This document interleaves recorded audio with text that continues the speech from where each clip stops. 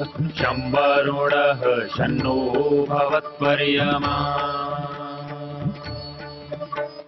शन्न इन्द्रो बृहस्पतिः शन्नो विष्णुरुक्रमः ॐ शान्ति शान्ति शान्तिः।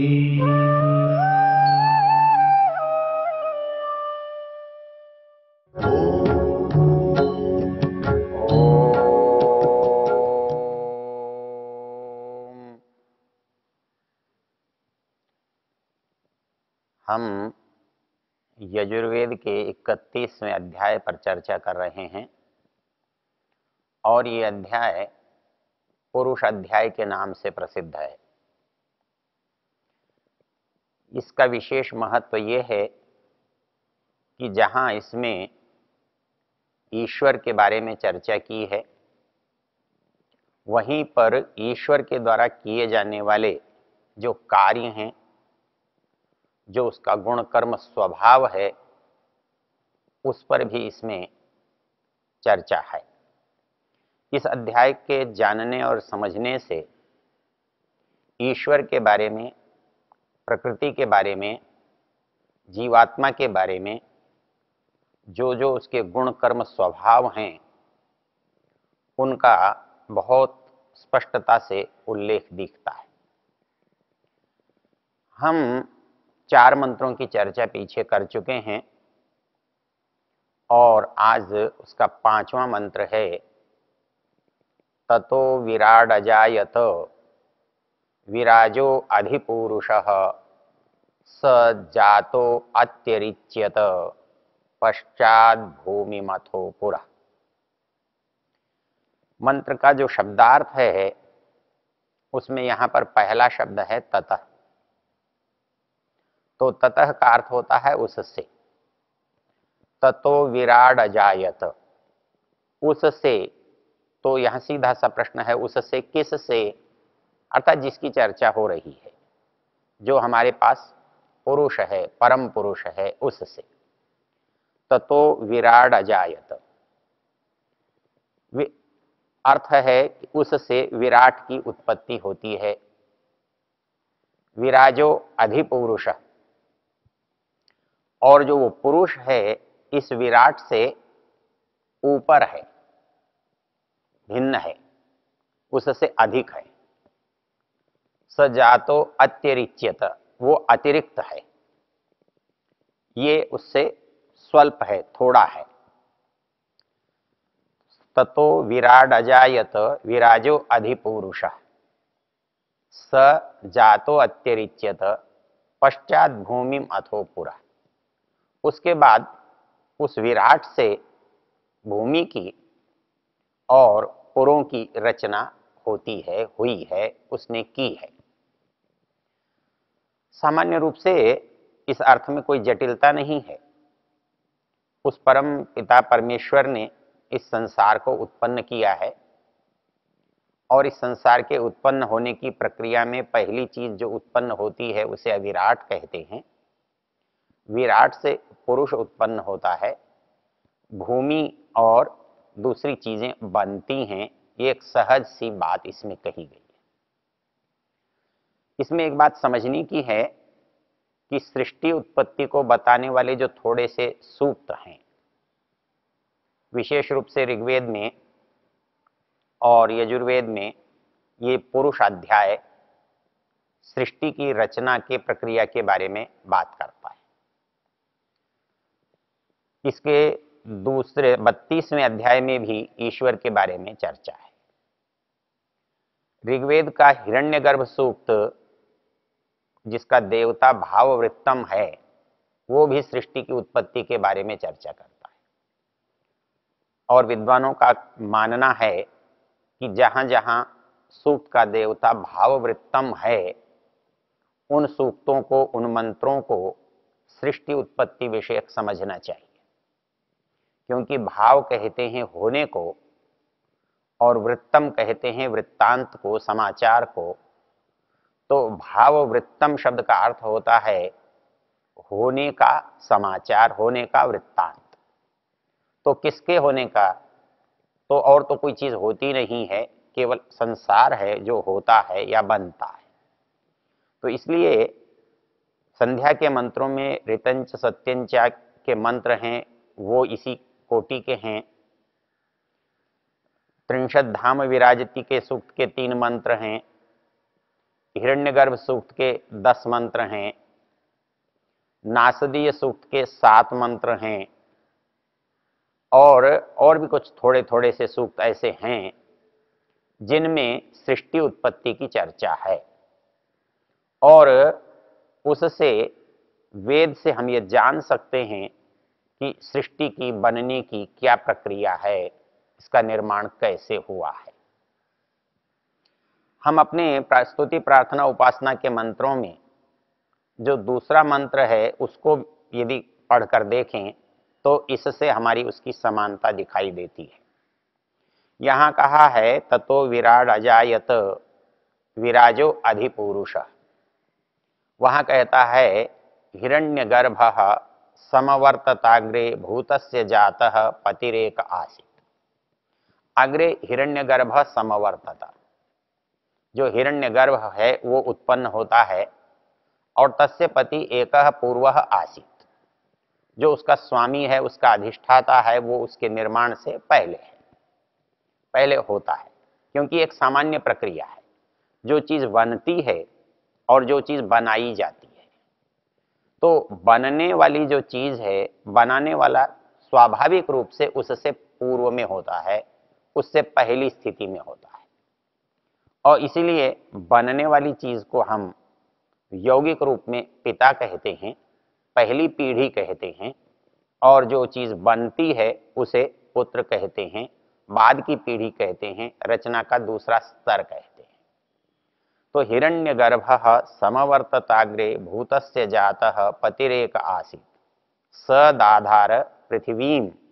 तो उसने इस पृथ्वी को, द्युलोक को, सबको धारण किया हुआ है, और यही बात इस मंत्र में भी कही जा रही है।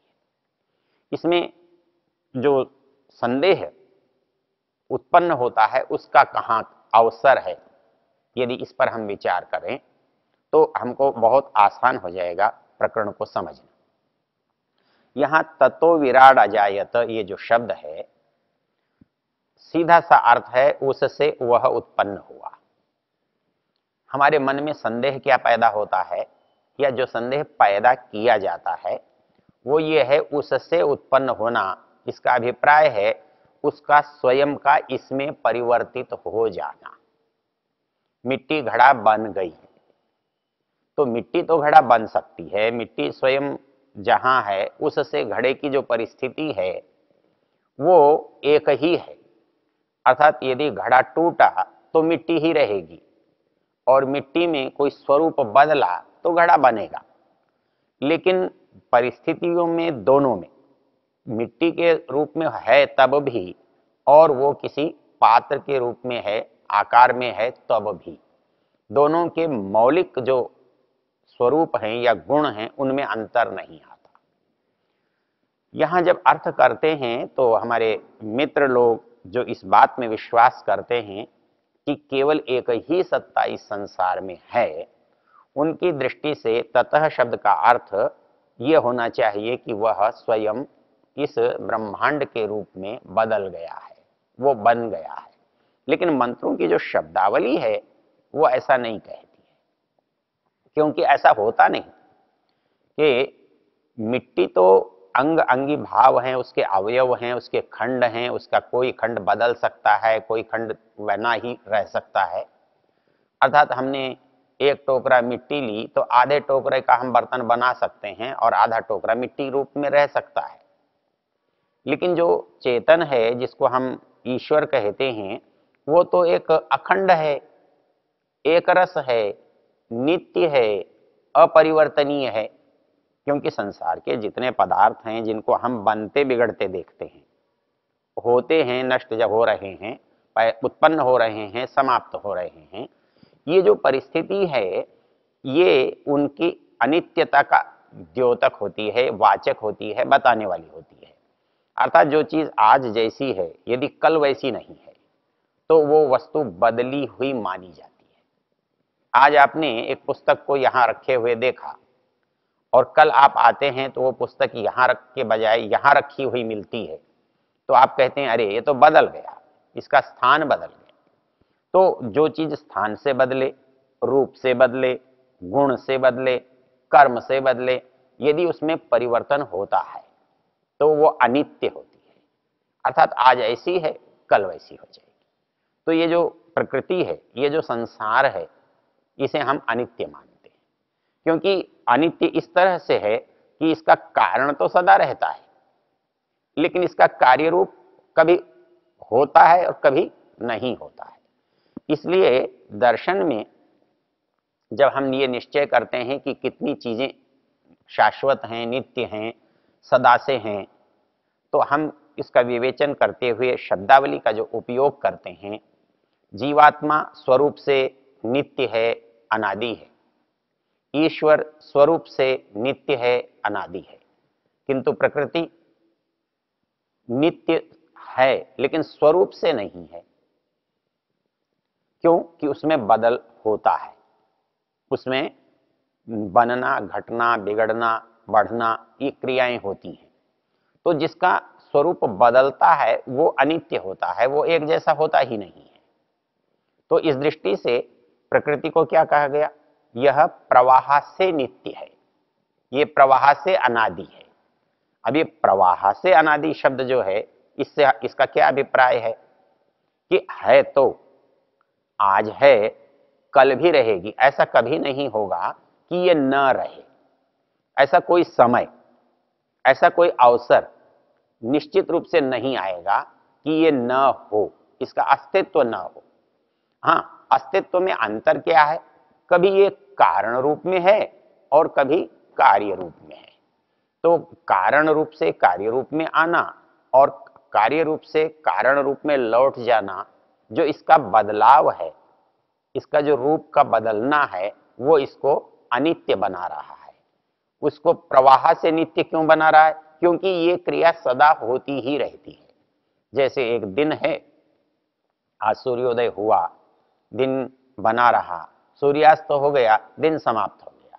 लेकिन दिन समाप्त होने का अभिप्राय यह नहीं है कि अब कभी दिन होगा नहीं, दिन तो फिर हो जाएगा। जैसे ही अगले दिन सूर्योदय होगा और दिन का प्रारंभ हो जाएगा, तो आज भी, कल भी, परसों भी, उसके बाद भी। तो ये जो निरंतरता है, ये प्रवाह है, एक के बाद एक के बाद एक के बाद होता है। तो इस तरह से ये संसार जो है, ये प्रवाह से अनादि है, और ईश्वर और जीव जो हैं वो स्वरूप से अनादि हैं। अर्थात उनमें कभी भी, कहीं भी, किसी भी प्रकार का परिवर्तन, परिवर्धन कुछ भी नहीं होता। जैसे आज हैं वैसे ही सदा थे, आगे जैसे आज हैं वैसे ही सदा रहेंगे। जब इस बात को हम भली प्रकार जानते हैं, तब हमारे पास प्रश्न उठता है कि ततो अजायत, उससे उत्पन्न हुआ तो वह कैसे उत्पन्न हो सकता है? क्योंकि वह तो अपरिवर्तनीय है, वह तो नित्य स्वरूप वाला है। तो अब जब अर्थ का निर्णय करते हैं, तो इसका जब हम विग्रह करते हैं, इसमें जब विभक्ति लगाते हैं, तो उससे बना, तो इसके दोनों अर्थ होते हैं, उसने बनाया और या उसी को बदलकर बना दिया। तो यहां पर ततो, क्योंकि ऊपर से चर्चा चल रही है ईश्वर की, ऊपर बात हुई है परमेश्वर की, परमात्मा की, उसके अस्तित्व की, उसके विस्तार की, और यहाँ मंत्र में बात जो कही गई है वो ये है ततो विराट अजायत। यहां तक तो यदि हम मान लें कि वही है, चलिए एक क्षण के लिए माना जा सकता है। किंतु अगली जो शब्दावली है, अगली जो शब्दावली है वो इसका समर्थन नहीं करती, क्योंकि वो ये कह रहा है कि जो बनाया है उसका बनाने वाला उससे श्रेष्ठ भी है और उससे बड़ा भी है। ततो विराट अजायत विराजो अधिपौरुष सजातो अत्यरिच्यत। सजात मतलब इस संसार को जब भी वो बनाता है तो वो उससे अधिष्ठाता होता है। जब कोई चीज बनाने वाला हो, जब कोई उसका अधिष्ठाता हो, तो वो वस्तु उससे भिन्न होती है, वह नहीं होती है। तो जैसे हम यदि कहें कि इस शरीर के हम अधिष्ठाता हैं, तो आप कह सकते हैं कि शरीर ही तो हम हैं, लेकिन हम हैं ये बहुत सापेक्ष शब्द है। लेकिन जब आप प्रयोग करते हैं, ये कुर्ता तो मेरा है, और ये शरीर के बारे में भी तो आप यही प्रयोग करते हैं कि ये शरीर तो मेरा है, तो कुर्ता भी मेरा है और शरीर भी मेरा है। तो मेरा कब होता है? जब वो मैं से अलग होता है। इसके लिए दर्शन का एक सूत्र आता है, षष्ठी व्यपदेशादपि, अर्थात षष्ठी प्रयोग से, षष्ठी विभक्ति के उपयोग से ये पता लगता है कि शरीर और आत्मा जो हैं ये भिन्न हैं। क्यों? कि जैसे मेरे कुर्ते में मैं और कुर्ता भिन्न है, जो वैसे ही मेरे शरीर में मैं और मेरा शरीर भिन्न है।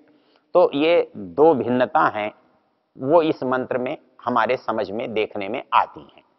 और दूसरी जो बात कही गई है वो इसका अधिष्ठाता है।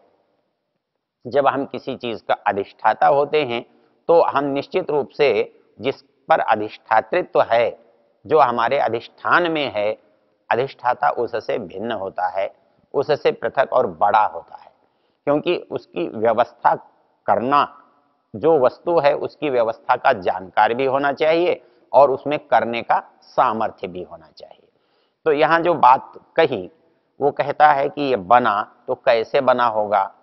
अब यहाँ ये तो नहीं कहा, क्योंकि ये पीछे कह चुका है। कहाँ कह चुका है? शासना नशनी अभी, अर्थात जो शासन और जो निरसन, हमने पिछले मंत्रों में इस बात को बड़े विस्तार से देखा है कि इस संसार में दो तरह की सत्ताएं हैं। एक सत्ता जो अंदर से बढ़ती है और एक सत्ता जो बाहर से बढ़ती है। जब कोई चीज अंदर से बढ़ती है तो उसको चेतन कहते हैं। अब जब कोई चीज बाहर से ही बढ़ती है या बढ़ सकती है, उसे हम जड़ कहते हैं। तो इस तरह से जो विराट है वो क्या है? वो जड़ है, अर्थात उसकी सत्ता भी उतनी ही है।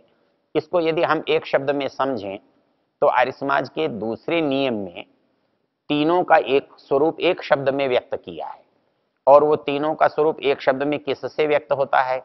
कि वह सच्चिदानंद स्वरूप है।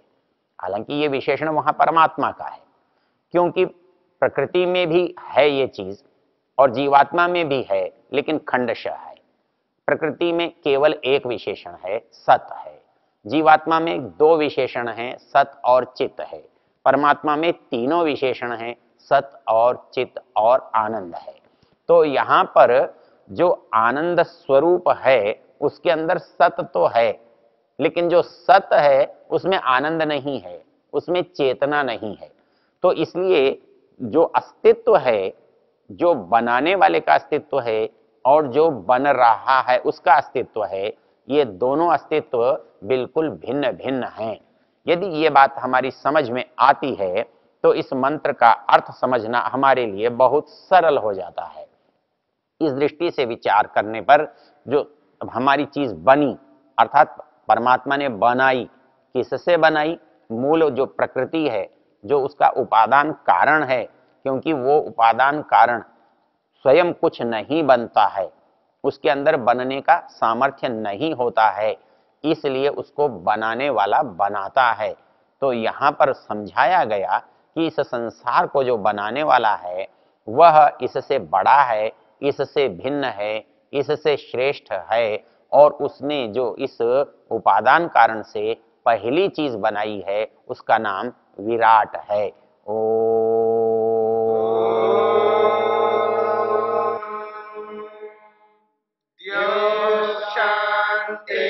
शांतिरंतरिक्षं शांतिर्पृथिवी शांतिरापः शांतिरोषधयः शांतिः वनस्पतयः शांतिर्विश्वे देवाः शांतिर्ब्रह्म शांति सर्वं शांति शांतिरेव शांति क्षमा शांतिरेधि। ओम शांति शांति शांति।